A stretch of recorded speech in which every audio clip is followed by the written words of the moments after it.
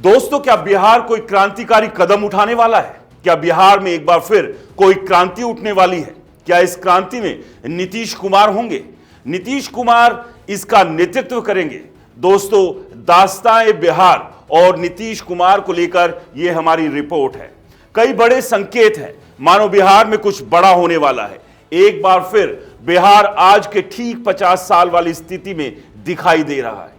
दोस्तों, साल 1975 की इमरजेंसी के पहले 1974 में हुए राष्ट्रव्यापी छात्र आंदोलन से बिहार के जो कुछ नामचीन राजनीतिज्ञ निकले, उनमें से नीतीश कुमार भी एक है। 1977 से नीतीश कुमार ने संसदीय राजनीति में एंट्री करने की कोशिश शुरू की। शुरुआती सफलताओं के बाद वो विधानसभा के सदस्य चुने गए। फिर नीतीश कुमार लोकसभा पहुंचे, केंद्र में मंत्री रहे और 2005 से बिहार के मुख्यमंत्री बने हुए हैं। लालू यादव और उनकी पत्नी राबड़ी देवी के शासन की विफलताएं बताकर नीतीश ने राजनीति में अपनी एक ठीक ठाक जगह बनाई। लेकिन कुछ बातें भी आश्चर्य भरी रही, जैसे कि बीजेपी के साथ रहकर भी उन्होंने बीजेपी की नीतियों के बजाय अपनी विचारधारा को तवज्जो दी। नीतीश ने केंद्र के बजाय बिहार की राजनीति की राह 2005 में चुनी और अब तक उनका सारा ध्यान बिहार पर ही रहा। ये सभी जानते हैं। लंबे समय तक सीएम रहने वाले ज्योति बसु, नवीन पटनायक जैसी शख्सियतों में नीतीश कुमार की गिनती होने लगी।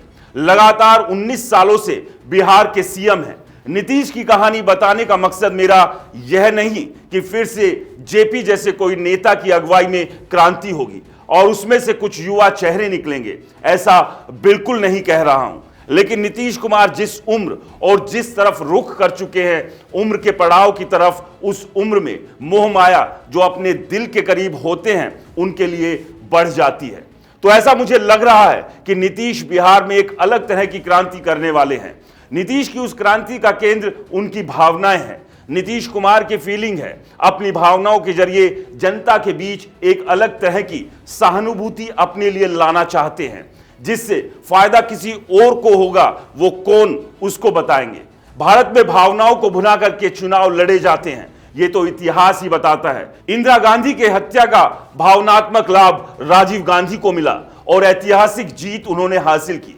लोकसभा में 400 से ज्यादा, करीब 414 सीटें उन्होंने बटोरी, जो अब तक रिकॉर्ड है, जो अब तक टूटा नहीं। बीजेपी ने भी लाख कोशिश की, नरेंद्र मोदी जैसे चेहरे के बावजूद अधिकतम 303 सीटें तक ही पहुंच पाई। पिछली बार इस चुनाव में आपने देखा 400 पार का नारा तो दिया गया, मगर लग रहा था कि वो नारा रिवर्स कर गया। सहानुभूति रखने वाले भारतीय मतदाता भावनाओं में बह करके अतीत को भूलने में माहिर भी है।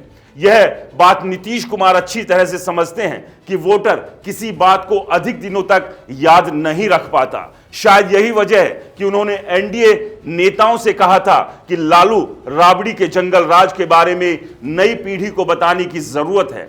25 साल तक और उस वक्त के वोटर को तो लालू राबड़ी शासन की गड़बड़ियां पता ही नहीं होगी। नीतीश चाहते हैं विरोधियों के साथ भाजपा भी उनका मजाक उड़ाए, क्योंकि जब मजाक उड़ाया जाता है तो उससे जनता के बीच में सहानुभूति पैदा होती है।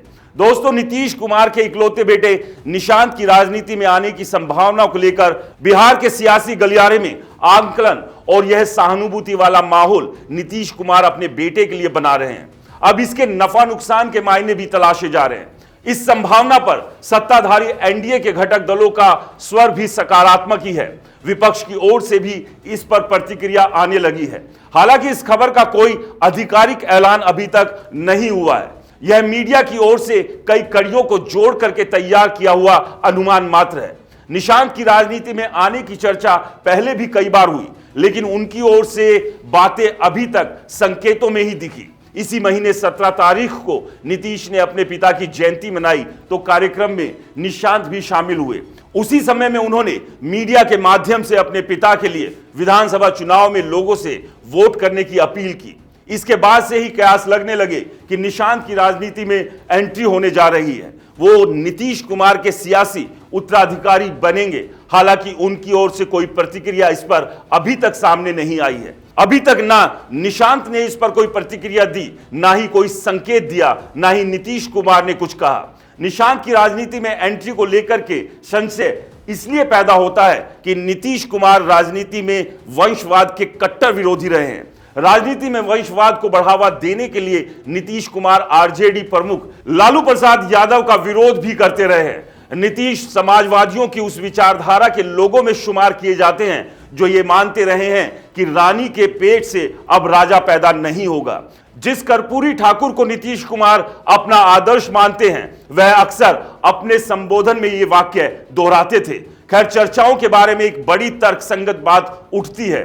धुआं उठा है तो आग कहीं ना कहीं जरूर होगी। बहरहाल मान लीजिए कि तमाम किंतु परंतु के बावजूद निशांत अगर राजनीति में आते हैं तो उनके लिए कैसा रहेगा, यह उनके आरंभ का अच्छा अवसर हो सकता है। इसके लिए नीतीश कुमार को कुछ सकारात्मक और सतर्कता से भरे कदम उठाने होंगे। नीतीश कुमार अगर जेडीयू को निशांत के मुद्दे पर अपने साथ जोड़े रख पाए तो उनके बेटे के लिए अच्छा आगाज होगा। इसके लिए नीतीश कुमार को मौजूदा कार्यकाल में ही चुनावी घोषणा से 6 महीने पहले निशांत को गद्दी सौंपनी होगी। जाहिर है तब निशांत और नीतीश ही चुनाव का नेतृत्व करेंगे। कामयाबी मिल गई तो निशांत की वास्तविक ओपनिंग दमदार हो सकती है, इसलिए कि उन्हें नीतीश कुमार के कामों से तैयार हुए वोट बैंक का लाभ तो मिलेगा, साथ ही सहानुभूति का फायदा भी होगा।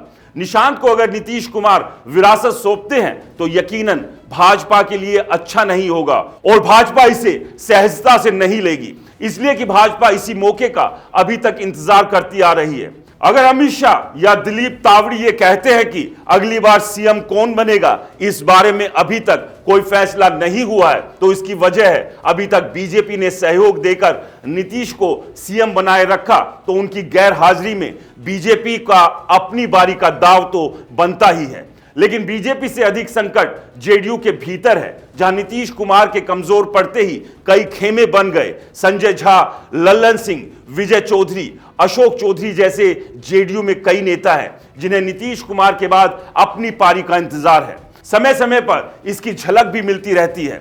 ऐसे लोगों की सहमति और सहयोग निशांत के लिए आसान नहीं लगता। बीजेपी ने कोई दाव खेल दिया तो स्थिति बनते बनते बिगड़ सकती है, यानी कि जेडीयू में टूट की आशंका से इनकार नहीं किया जा सकता।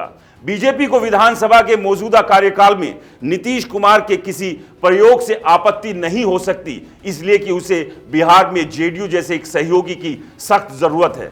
जेडीयू में भी नीतीश कुमार जैसे व्यक्ति को नीतीश की गैर हाजिरी में निशांत इसकी भरपाई कर सकते हैं।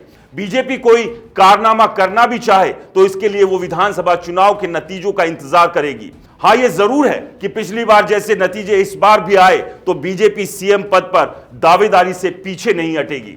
लेकिन यह सब तब होगा जब नीतीश कुमार अपने बेटे निशांत की एंट्री राजनीति में कराए और निशांत इसके लिए राजी हो। लेकिन उम्मीद पर दुनिया कायम है। नीतीश को लगता है कि इस बार तो उनका बेटा राजनीति की दुनिया में एंट्री मारेगा। अपने बेटे की राजनीति को मजबूती देने के लिए नीतीश अलग तरीके की एक्टिविटी कर रहे हैं। तेजस्वी यादव के मुंह से जब नीतीश सुनते होंगे कि तेजस्वी उन्हें मानसिक रूप से बीमार कह रहे हैं तो अंदर अंदर खुशी महसूस करते होंगे, क्योंकि ऐसी ही स्थितियों से जनता के बीच में सहानुभूति पनपती है। और जब निशांत कुमार राजनीति में एंट्री करेंगे तो पिता के लिए बिहार की जनता की सहानुभूति वोट में तब्दील होगी और इस चुनाव में नीतीश कुमार वो भुना सकते हैं जो एनडीए और मोदी शाह बिहार में चिराग पासवान के जरिए भुनाने की राह ताक रहे हैं। आप क्या सोचते हैं दोस्तों? अपनी राय कमेंट बॉक्स में जरूर लिखें। फिलहाल इस रिपोर्ट में इतना ही। नमस्कार।